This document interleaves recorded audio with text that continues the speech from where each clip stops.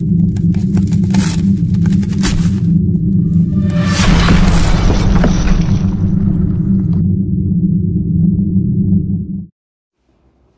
For RSMSSB skill test speed 110 word प्रति minute. Start. चल चला चल फकीरा चल चला चल।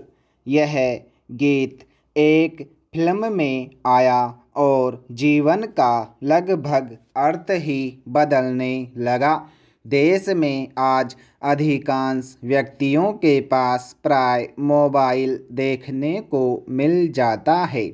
मोबाइल का हिंदी में अर्थ है चलता हुआ या चल चला चल। वैसे मोबाइल का आविष्कार व्यापारी वर्ग के लिए मुख्य रूप से हुआ। किसी व्यक्ति से तुरंत संपर्क किया जा सके, क्योंकि दूसरा टेलीफोन तो केवल घर और कार्यालय या फैक्ट्री की मेज़ों पर सजा रहता है और अमुक व्यक्ति से संपर्क में कठिनाई होती थी। इस सुविधा को ध्यान में रखकर वैज्ञानिकों ने मोबाइल नामक यंत्र का आविष्कार कर समाज में एक नई क्रांति का सूत्रपात किया। मोबाइल को कुछ व्यक्तियों ने वाणी यंत्र, चल भाषा का नाम भी दिया, मगर आम जनसाधारण में मोबाइल ही लोकप्रिय हुआ।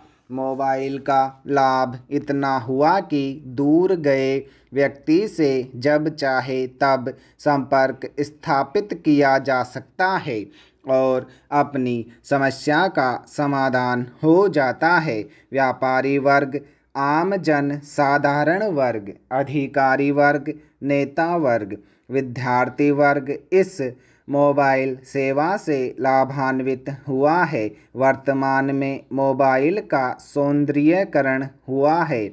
बहुरंगी और कैमरा युक्त मोबाइल भी अब जनता के हाथों में है।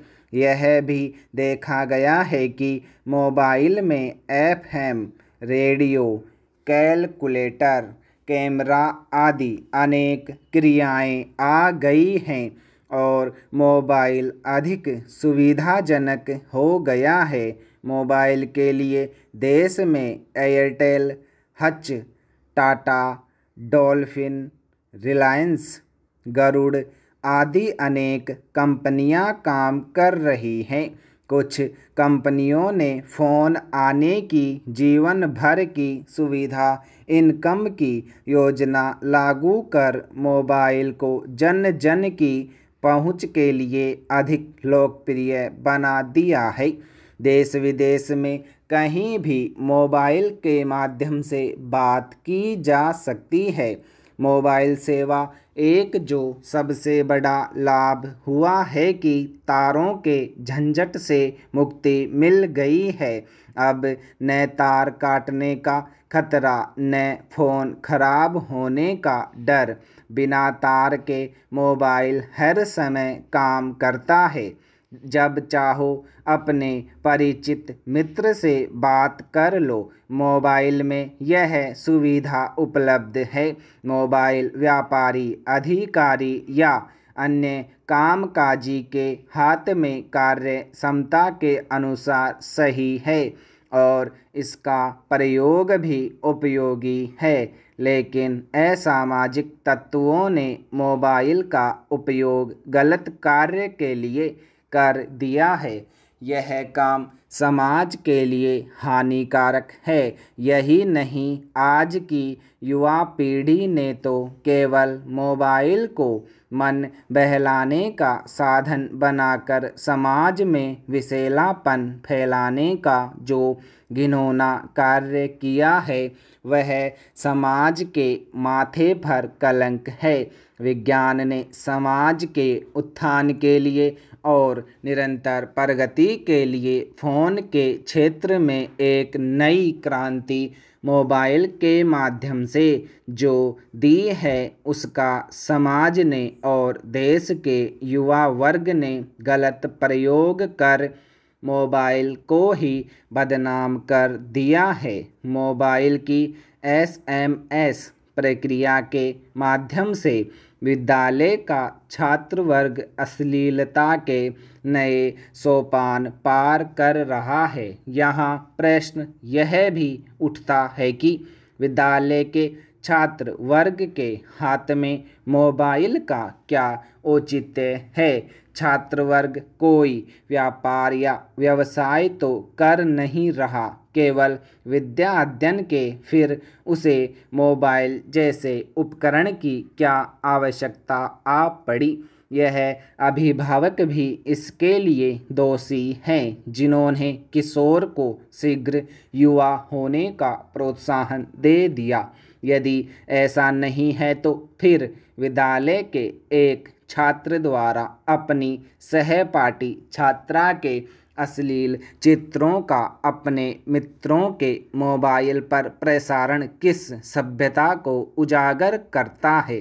प्रश्न उठता है कि मोबाइल द्वारा इस प्रकार की विकृत मानसिकता की व्यवस्था का जिम्मेदार कौन है। मानव समाज, नेता, शासक वर्ग का, छात्र या अभिभावक या अध्यापक।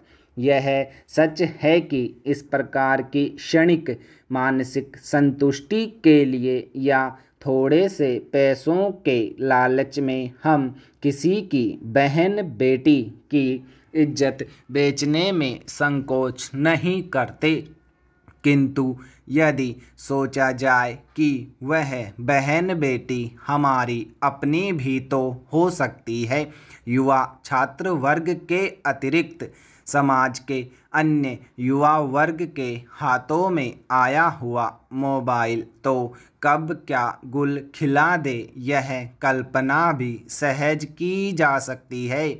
प्राचीन काल में देश का युवा वर्ग देश का कर्णधार कहा जाता था। देश के युवा वर्ग ने ही अपनी स्वच्छ मानसिकता के बल पर देश को स्वाधीन कराया, मगर तब यह मोबाइल वाली संस्कृति हमारे देश में नहीं थी। अब मोबाइल संस्कृति के आने जाने से देश का युवा वर्ग और विद्यालय का छात्र वर्ग अपने लक्ष्य से भटक गया है। वह अपने दायित्व के निर्वाह से भी विमुख सा हो गया लगता है।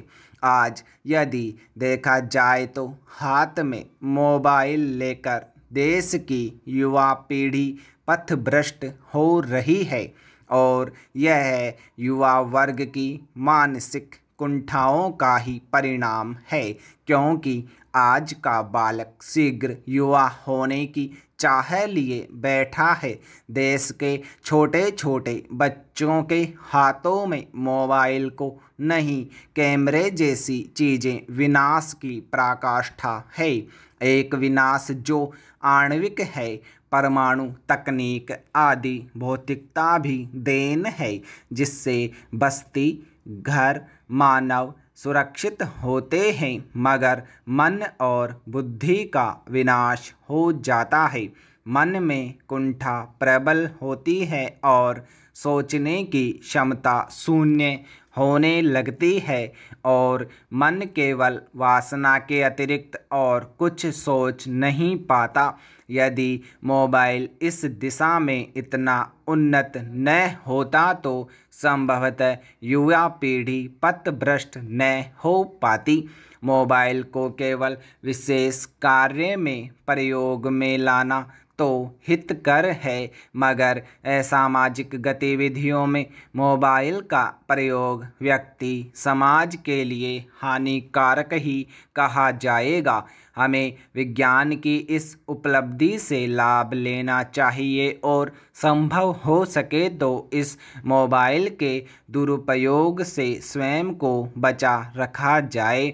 अनिल सहगोपाल का मत है, अनेक सुप्रसिद्ध वैज्ञानिक अपने निजी जीवन में घोर अंधविश्वासों में लिप्त रहते हैं। ये वैज्ञानिक अपनी प्रयोगशालाओं में तर्क के आधार पर प्रयोग करते हैं, चूँकि सत्य की खोज में तर्क एक प्रमुख औजार है, किंतु प्रयोगशाला के बाहर वही वैज्ञानिक आस्थाओं, कर्मकांडों और अन्य नाना प्रकार की गैर तार्किक परिस्थितियों में जीते हैं। स्टॉप।